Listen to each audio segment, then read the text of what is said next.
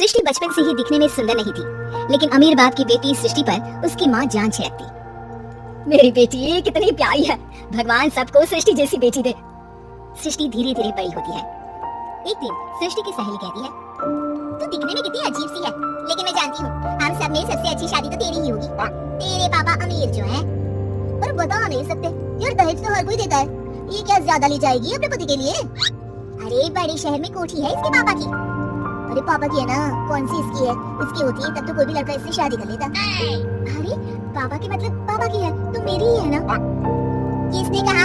अब तेरी तो तब होगी ना जब तेरा भाई ना हो। वैसे भी शादी के बाद सारी प्रॉपर्टी भाई के नाम होती है।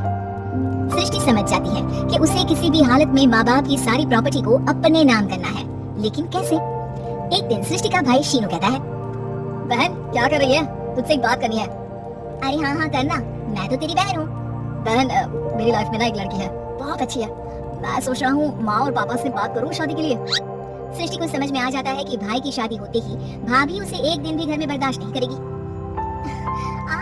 क्या बात है भाई, बताना कौन है वो? यार वो बहुत अच्छी लड़की है, पढ़ी लिखी है, मेरे साथ जॉब भी करती है, बस एक प्रॉब्लम है।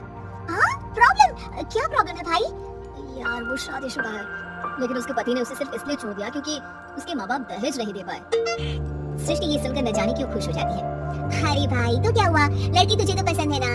शीनू को लगता है कि बहन उसे समझ रही है। वो इस बात से अनजान होता है कि उसकी बहन की मंशा पूरा घर हड़पने की है। सृष्टि अपनी माँ से कहती है, मम्मी मुझे तो बहुत चिंता है, पता है शीनू क्या कर रहा है? अरे क्या कर रहा है, वो तो काम पर जाता है और वापस घर आता है। नहीं ना माँ, वो यही तो नहीं कर रहा, बाकी सब कर रहा है। आपको पता है उससे प्यार है, और वो भी एक शादीशुदा लड़की से। ये क्या हो गया, मैं सोसाइटी में क्या मुंह दिखाऊंगी? अरे तेरे पापा तो यही कहेंगे कि मैंने ही उसे बिगाड़ दिया है। माँ देखो मेरी बात मानो, पापा पर भी विश्वास करने की जरूरत नहीं है। अब आप ही बताओ, पापा इतनी देर घर के बाहर रहते हैं क्यों? बोलो। बेटे वो तो नौकरी करते हैं ना। तू बहुत भोली है माँ, पापा का ऑफिस तो 7 बजे खत्म हो जाता है, लेकिन देखो कितनी देर से आते हैं। अरे नहीं बेटा, ऐसी कोई बात नहीं है। सृष्टि माँ को एक औरत से बात करते पिता की फोटो दिखाती है। देखो माँ कैसे है पापा, मैं ना कहती थी कि पापा सही नहीं है।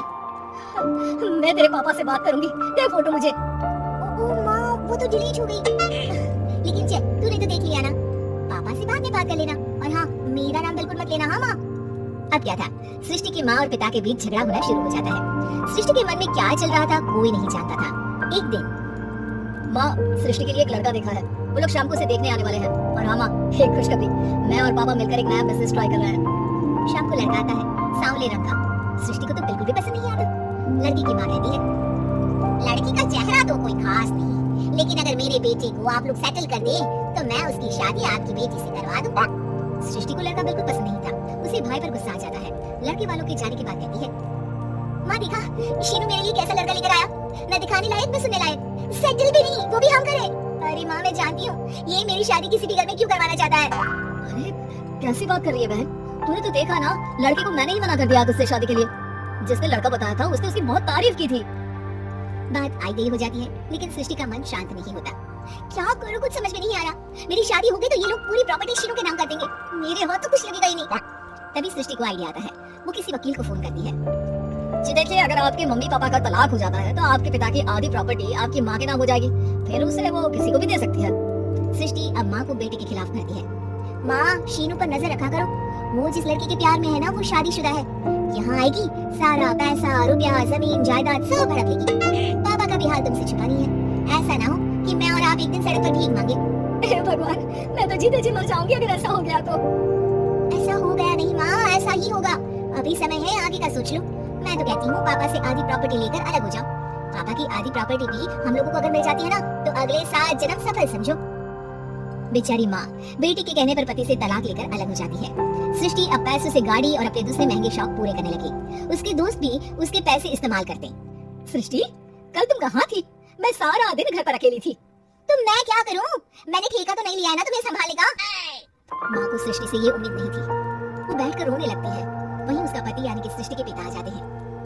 मैं जानता था कि तुम्हारा यही हाल होगा, तो आपने मुझे रोका क्यों नहीं? मैं रोकता तो तुम रुकती क्या?